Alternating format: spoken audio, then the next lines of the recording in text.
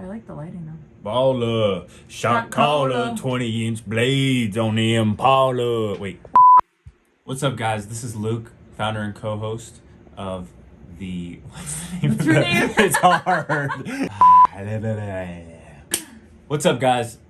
This is Luke, founder and co-host of the Who Cares What They Think show, podcast. Is it a show or a podcast? It's a podcast. It's a podcast. Bleh. It's hard. This is such good you want me to do it? No. What's up, guys? This is Luke, founder and co-host of the Who Cares What They Think pod. Thank you so much for being here, for clicking on this video, for following along. If you're here on purpose, I appreciate it. Thank you. If you're here by accident, please stay. We started the show just as a way for me and a great buddy of mine, Phil, to stay accountable to one another and just talk about ways that we're growing and trying to help each other grow. And we thought, hey, we should probably record it and maybe some other people will find some value in it too. So thank you so much for tuning in. This is the first episode you're about to see. The quality is only going to get better from here.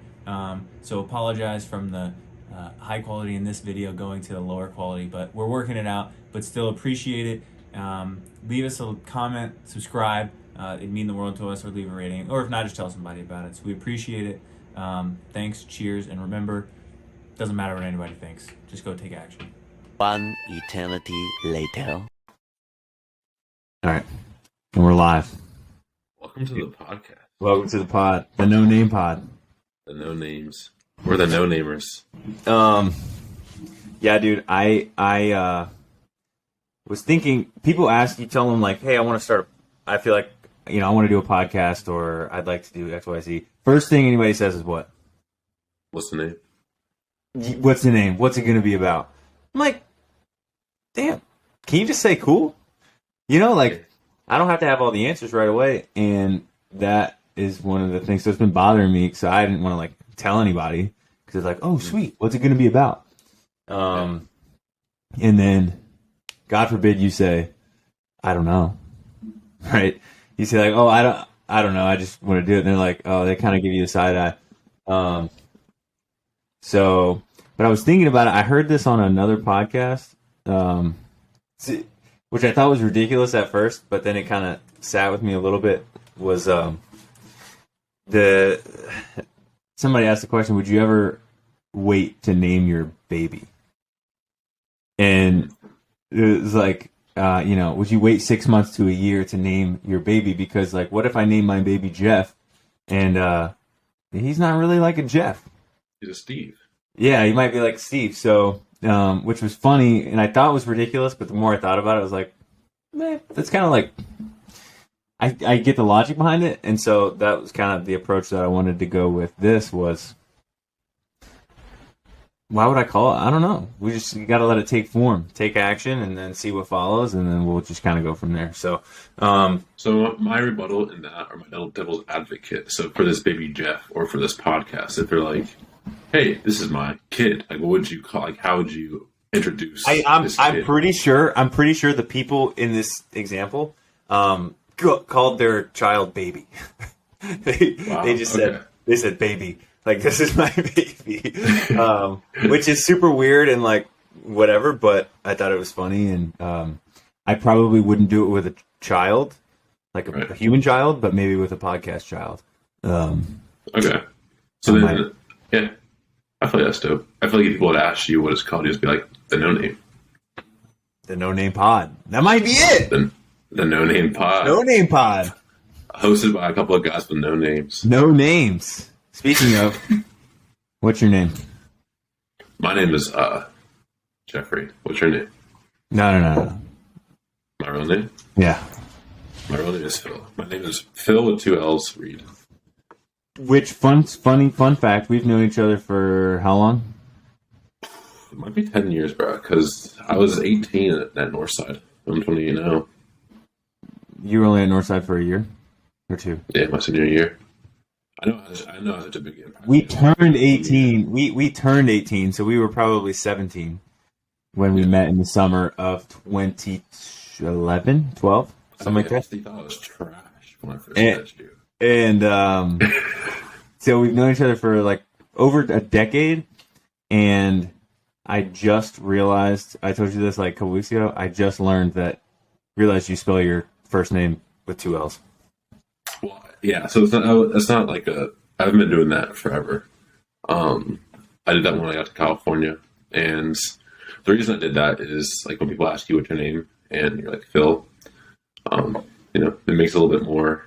It's not really like a catching. But if you say Phil with 2 L's, like, oh shit, like how many Phils do you know what Phil's with 2 L's? You just like being different. Yeah. My boy Zach. Speaking of Brian. Oh yeah, what do you think about Zach? I like Zach. We got a coffee together, and then we went to Topgolf. He came to Topgolf for my birthday. Oh really? Yeah. Oh, I didn't know that. He's a good golfer, as you know. Yeah, he's decent. Do you golf? Do you hear my dogs golf? I do. You have some bad dogs, bro, because like both of mine dogs are in here and they're just chilling. Well, You I had train the door closed, and now they want to be at the. They want to be inside. They just want to be near me because D left. So you guys are boys now, huh? Yeah, I think we're definitely on route to doing pretty close. I would say one day. Yeah. He's a smart dude. He's probably one of my favorite people to just listen to, like talk. Yeah. You know, like he's good. He's a good listener, and he gives great advice. Yeah, he is. He's very. It seems like he's very wise. He's older too, right? He's like a couple, like 30, 31. Yeah, like 2 or 3 years older, I think. Yeah. How'd you went to school with his brother? Yeah, so his brother is one of my best friends from school. We will go back to, I met his brother because, so I went to the prep school, and his brother was also at the prep school, but he wasn't like recruited to play any sports. So with the basketball team at the prep school, we took on like 3 or 4 walk-ons just to have like a solid rotation, because I think we had like 5 recruits, and he was one of the walk-ons. So he like played the whole season with us.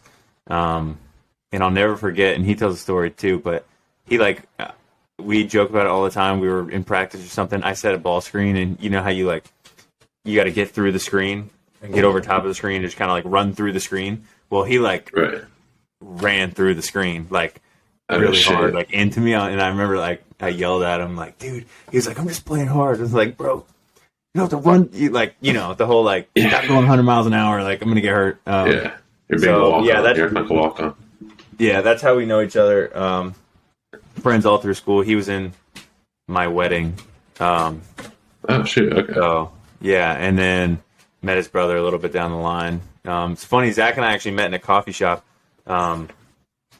when I was working at West Point after I graduated. I went to, there's a Starbucks on Post there, and the year that we graduated, Nate and Zach's dad took over as the superintendent at West Point.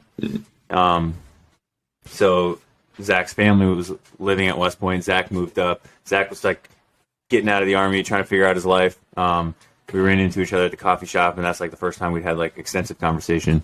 And then reconnected pretty recently, and on a whim, he just like flew to San Diego to meet a couple of us, and we spent the weekend in San Diego, and like, yeah, so he's one of the homies now. So yeah, it's cool. But my favorite thing is when friends become friends, and I knew both of you guys are like want to get after it, not really cool with the status quo. And I think the most important thing about that is you gotta, I mean, you can probably speak to this, you gotta be around like other people like that. Yeah, right? No, Because it's so hard. I don't know if you want to talk about that at all. Yeah, I feel like, honestly, I feel like I'm really struggling with that. It's being back here in Charlotte. I just feel like kind of like a fish out of water, and I feel like in the Charlotte scene, it's very like 9-to-5 banker, finance bro, and then after that, it's like breweries, and there is no like aspiration to do anything more, like build. Like, there's nothing wrong with 9-to-5, but I feel like they're stuck in the matrix. Like, people talk like Andrew Tate words, like stuck in the matrix, and like they're just very okay with. Shout out Top G. Yeah, Top G. Yeah, one day we'll have Bugattis too, dog. But yeah, it's like they're stuck with like the 9-to-5 rat race routine, and like, yes, they may be making a lot of money, but I feel like they don't have very much freedom or like choice in their life. Like, it's just very much like show up, do what you're told, and then go drink, and that's it. And so to me, that's not very fun. And I feel like when I lived in California and Denver, although Denver is a big drinking scene, I feel like a lot more people are outdoorsy, and I appreciate that.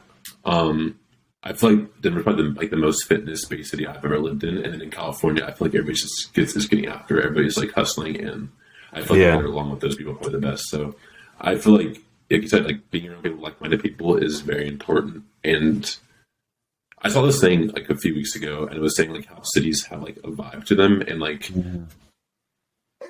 it's very possible for you to be in a city and it's just not like it's not meant for you. It's like not your vibration or your vibe or like what like the like type of things that you're into just doesn't really host that there. And I feel like that might be something for me here in Charlotte. Do you think that you could be at a disadvantage depending on where you're at, like what city you live in? Basically, so as someone, let's say, trying to start a business, do you think you're disadvantaged living in somewhere like Charlotte as opposed to maybe someone that lives in San Francisco? I think it depends on the business you want to start. Like if you want to start a tech company, yeah, for sure. I feel like if you want to be you would want to be in San Francisco because that's where all the tech giants are. But there is also something about being a big fish in a small pond, and like there's like an X factor to that as well. So for like, sure, yeah, for sure. I feel like, yeah. So like I think for me it's more about like the relationships seeking, but I feel like anything's possible in any market that you put yourself into. Yeah. There's for sure something to be said about the big fish, the small pond thing, and it's for a lot of people, it's cool.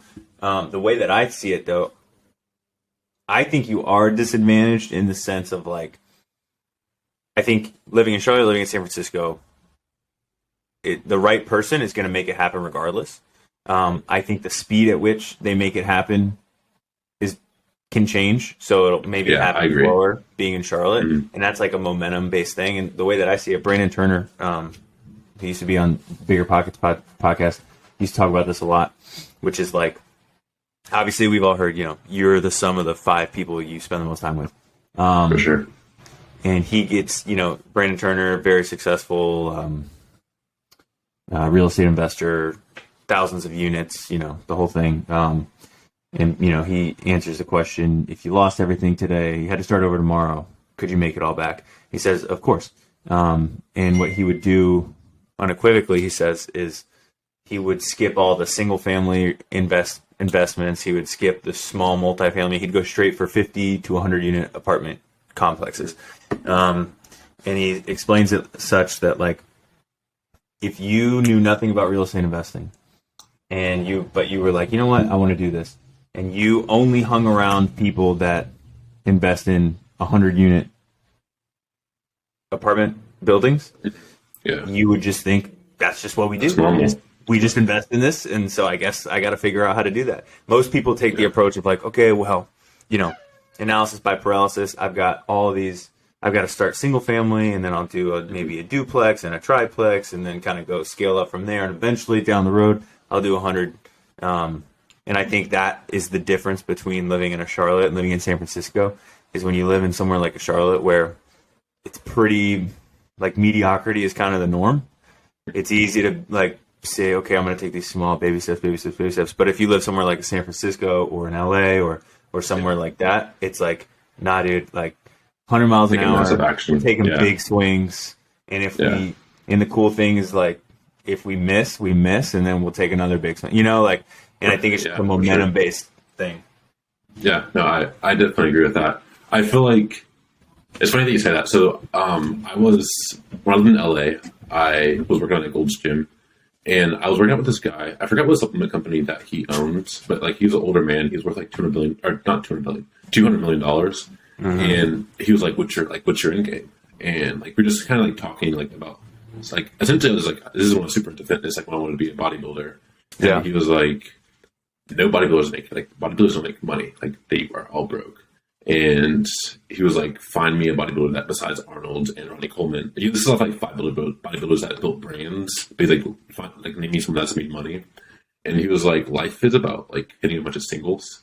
And like there's time, like you don't like swinging for home runs every single time yes, that every once in a while you'll get a home run, but if you swing for a single every single time, like it's a solid swing and you get a single every single time, you'll get on base. You're taking that momentum step forward, and every once in a while, that single swing or that normal swing you take is going to be a home run. And so, like, you might have your bases loaded because you've been taking singles all game, and then you get that one sweet spot hit, and you get that home run. Oh, I like that, which is in contrast to what I just said. Yeah, exactly. But maybe it's like in contrast, but it's also like agreeing, because I 100% agree that the speed at which you'll get there is 100% faster in those bigger cities, in that San Francisco or that LA. But I also think when you're there, you don't want to be taking, at least from my experience, you won't be able to sustain yourself taking home run swings there. You need to for have sure. some sort of like yeah. baseline, yeah.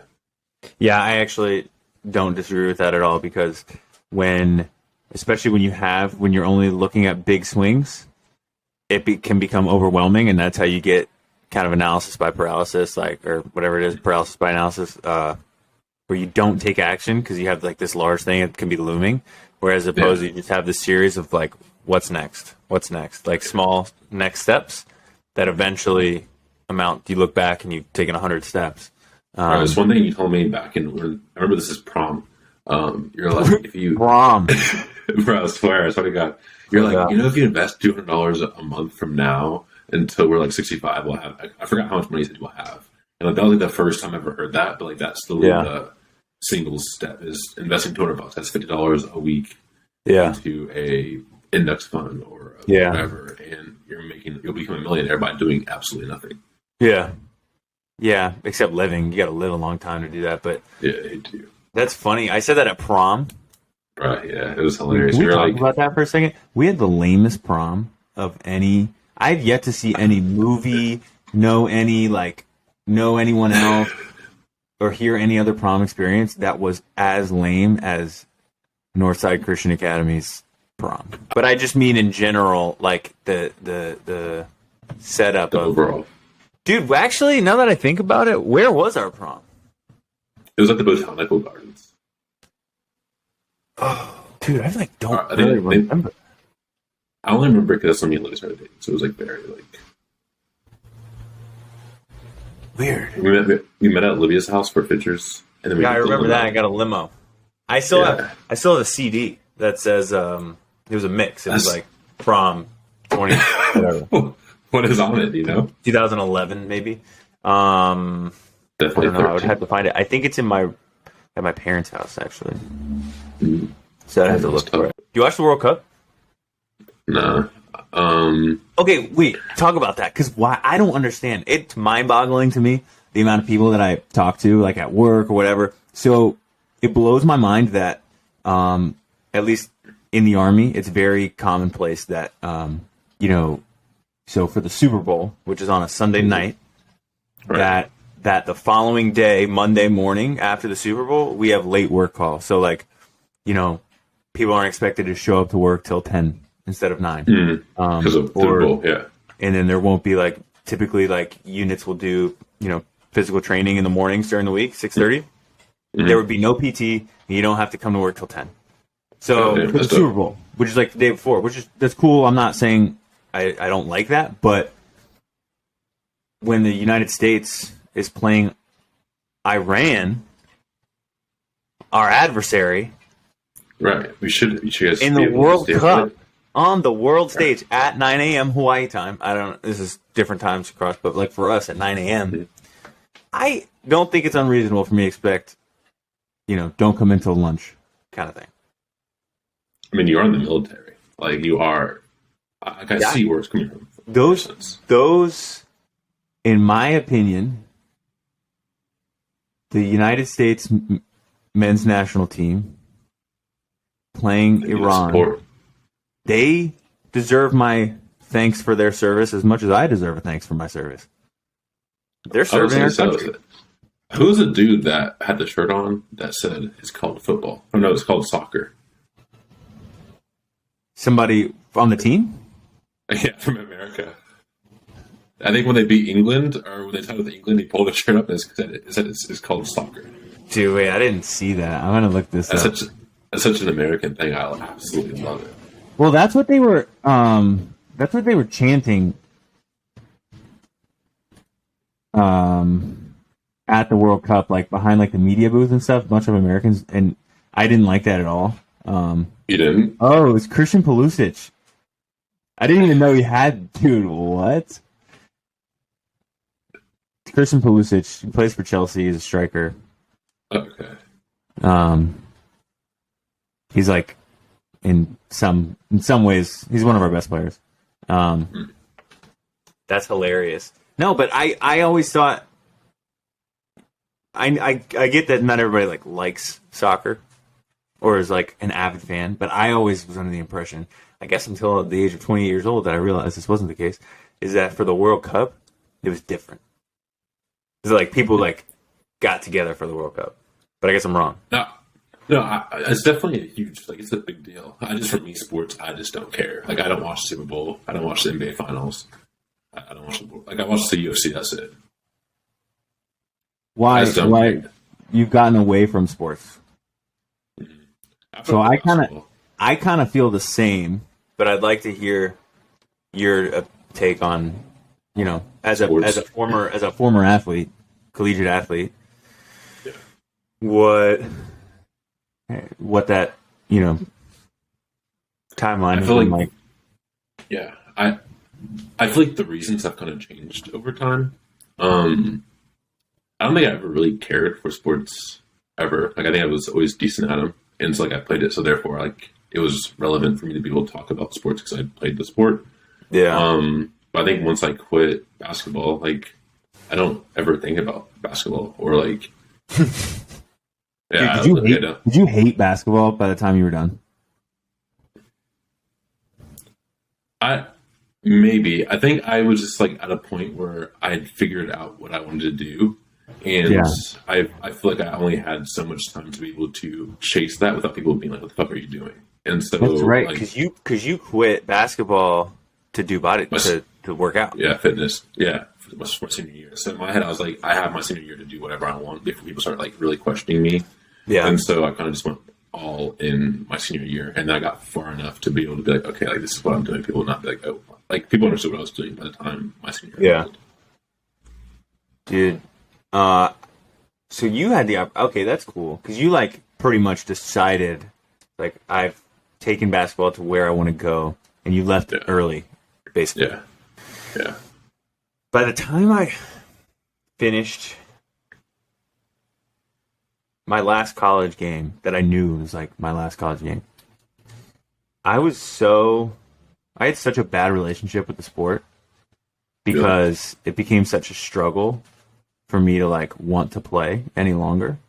In fact, the only reason I didn't, because so you go to West Point, once you're there, it's different than other institutions because I could have at other schools that if I'd have went to Hampton. Do you support the BLM movement? Yeah. If I'd have went to Hampton, if I'd have quit basketball, there goes my scholarship. For the most part, right? So like, West Point's different in the sense I can quit because once you're in, you're in. So if I'd have quit, I would have been just a normal like student there, and a lot of guys quit. So a lot of guys will quit because West Point tends to over recruit because they don't have a limit on their they're not giving out scholarships. So they'll over recruit in the hopes of like cast your net wide and hopefully you get a couple of good ones, pretty much. Right. And so a lot of people that aren't playing or whatever, they'll just quit and they'll go do like some club sport and just like be a regular student. So because so many people quit all the time, for me it became a thing of like, well, I'm not a quitter. And I don't want to look back.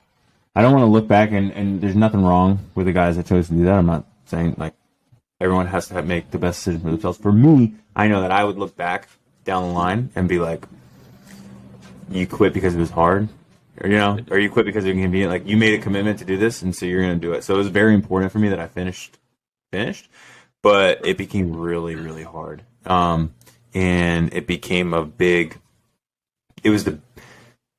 my sophomore to junior year was the most important spiritual growth of my life because I had to make basketball, not about basketball.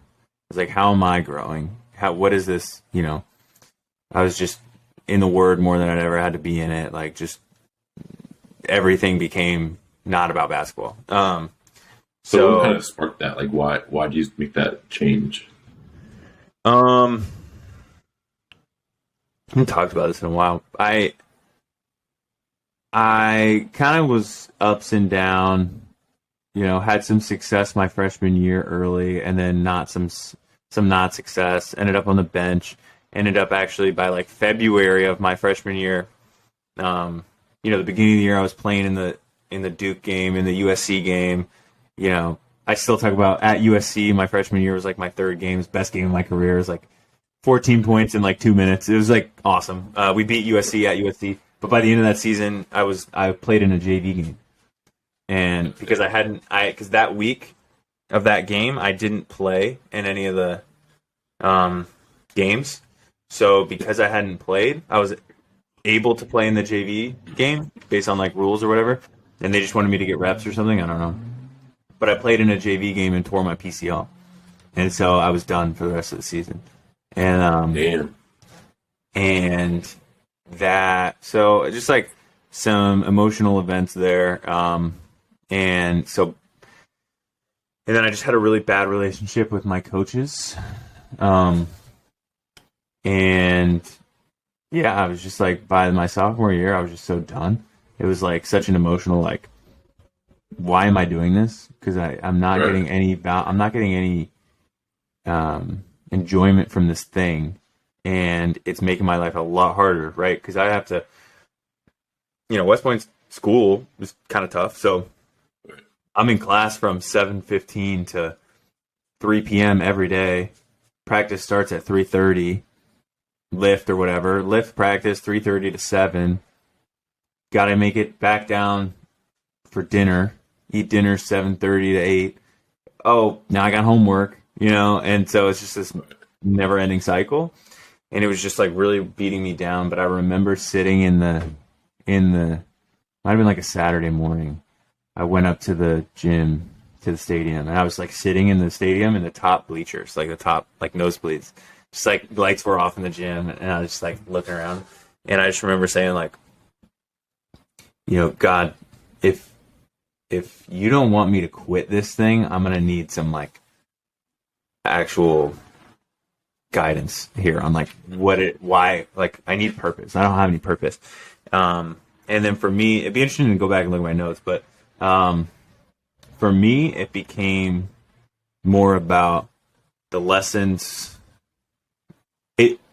I think it became evident to me that, you know, sports, it's never been about stats and wins and losses, right? It's about, you know, how to lose well, how to win well, how to take meaning and apply it to things that actually matter.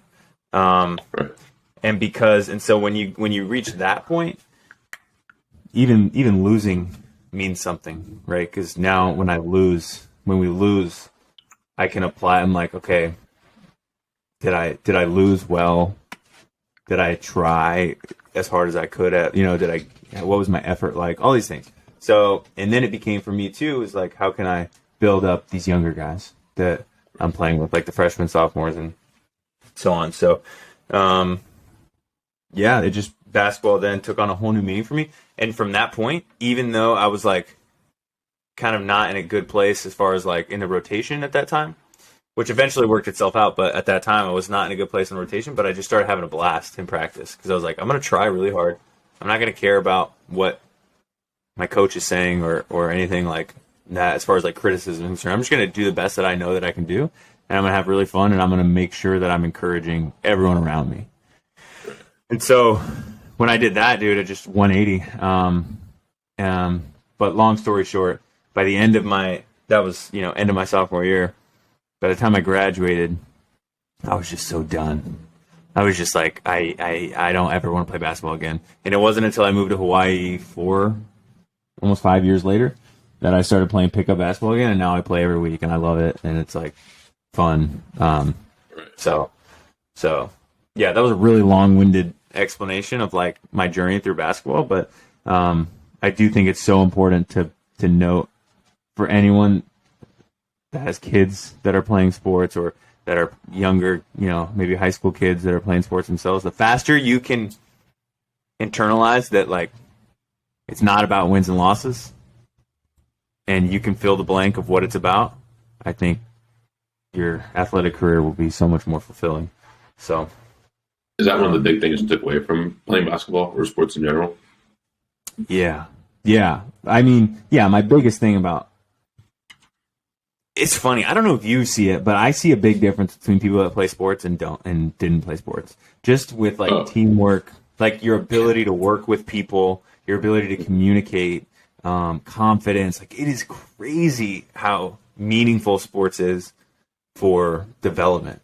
Especially being a part of a successful sports. Wait, I have a question. How hard was Moorside for you in terms of like just like basketball in general, like the whole program? Like, was it a difficult program for you, in your opinion? I don't think it was difficult, but it was an excellent program, right? Like, excellence was the standard, I guess. I hate saying that, but like, Coach Jenkins, Badgett, Forget Jeff. No, Jeff. We were held to a different standard than most high school programs. We conducted business differently. We conducted business, whereas most high schools just were playing basketball, right? This was a business, like, Bro, we had there was times where we'd have 6 a.m. practice. The school started at 8, right? 8:30. Mm-hmm. School started at 8, and then like second block was weights, and we had like an actual weight training program with actually, I don't know, it was weird. We actually had a weight training program, and then after school we'd go to the track and then have like the miles. That was the worst. Preseason conditioning. Yeah. I just remember Brandon Alston. I remember Brandon Alston just sprinting around the track, just crushing it. Yeah, for no reason, no playing time at all. That's so funny. Bro, he'd have it was like that note card of all his workouts. And then we would go up to freaking study hall for like an hour, 2 hours, and we had to practice. And practice was tough. I don't know. I feel like I've never been held to that high of a standard ever in like any of my like college, high school, really AAU. Yeah. Mostly into West Point. It's like that makes sense. I went to HBCU. It's like, Yeah, it's probably a little different. Yeah. But we also went to the tournament, so that's all right. That's cool. No, yeah. I think basketball taught me a lot, for sure. And like a lot of the way that I am is because of basketball. And I'm just such an advocate for sports because of that. You got any New Year's resolutions? First of all, what do you think about New Year's resolutions? Yeah. Also, I am sweating. What's going on? Is it humid there? My house doesn't have AC. Oh, why? We live like 2 blocks off the beach, so there's like cross breeze, like wind coming off the ocean. But I'm in this back corner room, and the sun is just, as you can see, just on me, and like I'm sweating, dog. Now, what do you think about New Year's resolutions? And do you have any? I do not. I'm not really. Me personally, New Year's resolutions aren't really. Is that sweat or is that like water? That's sweat. Impressive. This podcast got you nervous. Yeah, it's hot. Sorry, go ahead. But New Year's resolutions aren't necessarily for my thing. Like, aren't my thing. I feel like I make yearly, like, I have like goals I want to make. I essentially like reverse engineer my goals, and like I have like yearly objectives. They don't necessarily be like, oh, this year my New Year's resolution is to. That's not I don't do that, and I feel like for the people that say that and like just wait, like they'll be like, oh, I'm going to work out in 2023. Like, if you're waiting to do that, then I'm like, bro, like, I don't think that I can't fuck with, but like, you might as well start those habits now. Because like, you're not going to just turn on the switch and then January 1st, everything all of a sudden is firing at all cylinders. Dude, it's like the people that are like, oh, my diet starts tomorrow. And they have like this burgers and fries. I'm like, no, brother. put it in the trash right now. It starts right now. That ain't starting tomorrow. Yes, I hate. That's my biggest thing with. That's great. I'm glad you said it because I was gonna bring it up. Is that's little boy stuff. If you're like, oh yeah, 2022, I'm gonna get in the gym or I'm gonna read these books or whatever. I do have one New Year's resolution. Let's hear it. Do you know who Andre Bocelli is? Bocelli? Let's say it one time. Andre Bocelli. I think that's how you say it. Bocelli. Who's that? You know the end of Step Brothers? There's the song. It's called. Hold on. Let me. I always mess it up. I don't know if this is gonna work, but you'll recognize this.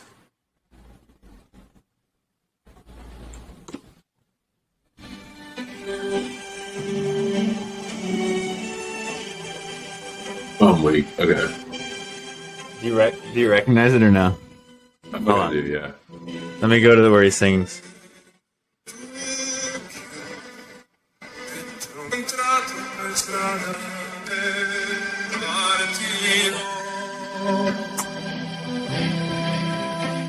It's like a sound system, bro. Well, I think I do remember that, yeah. All right. It's if you've seen Step Brothers. At the end of Step Brothers, the song that Will Ferrell sings at the Catalina wine mixer. It's that song. It's called Conte Partiro. It's Italian. My New Year's resolution is to by the summer to have that. It's all in Italian. To have that like legit down solid for karaoke purposes. Okay, there you go. How often am I going to pull this karaoke trick? Well, it's not. It's a good question because one might think that we karaoke often. For me to have that as New Year's, we don't.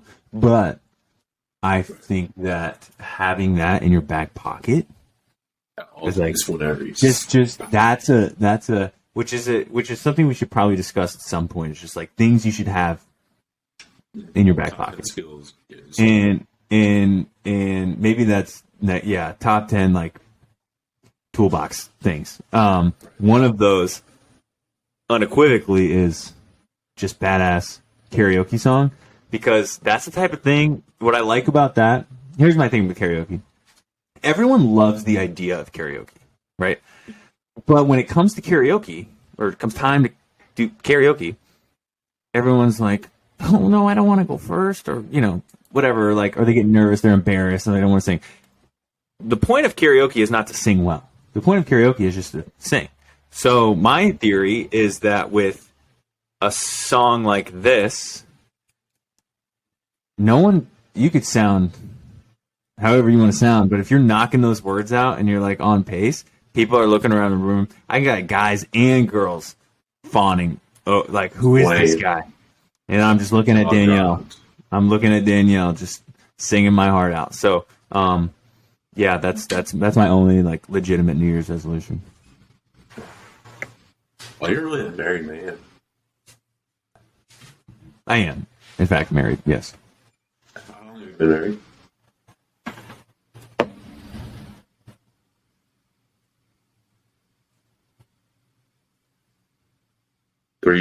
Almost 6 years. We're going on 6 years. Oh, wow. Yeah. Damn.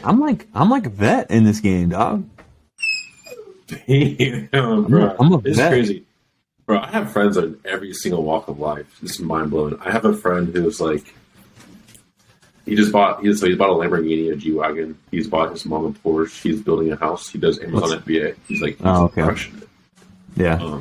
Then I have another friend who's like crushing it in terms of like videography and like has an Ellen Do you have any visuals? Cam Beverly. Oh, okay. He was my roommate in college. Yeah. He threw up when you guys were working out one time. That was Nolan. Oh, okay. Sorry, continue.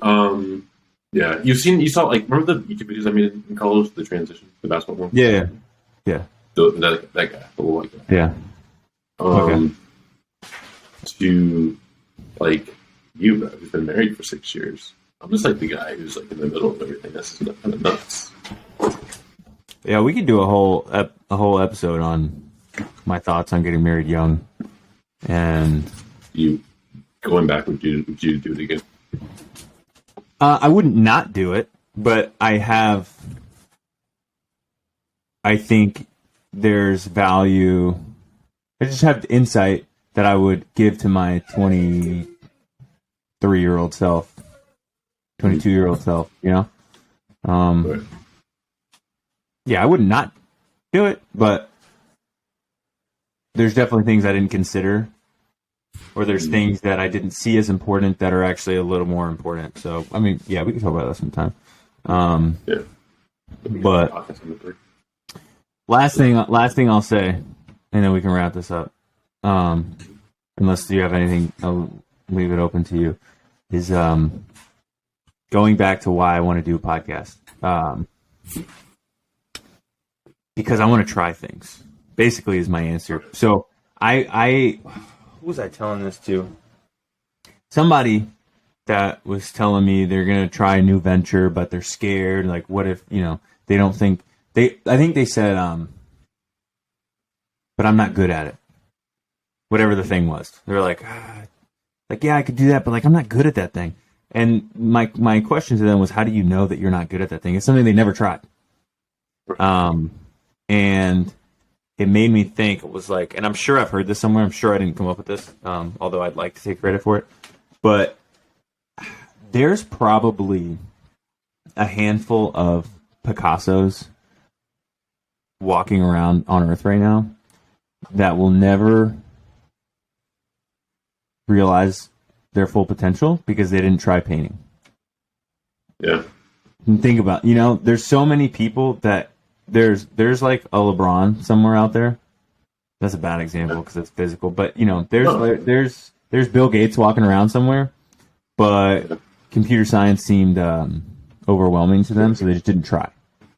For sure. And even like the people who they were like dabbling in it, but like they never went all the way in because they were too afraid, or they had like this addiction, or they had like kids who were like, there's so many different variables that could cause someone from never to reach a full potential. So like I heard, like, we know what hell really is, but like there's a saying that like hell is when you in your deathbed you meet the person who you were supposed to be, or your full potential self, and never and realizing seeing that gap that you never like aspirated to or aspired to, and like that's what hell is. And like it's kind of scary to think about that, like at your deathbed, like you're thinking about all the things that you like, I wish I would have learned Spanish, or I wish I would have stopped smoking, or I wish I would have stopped, like all the things that I wish I would have. You don't want to have those at that.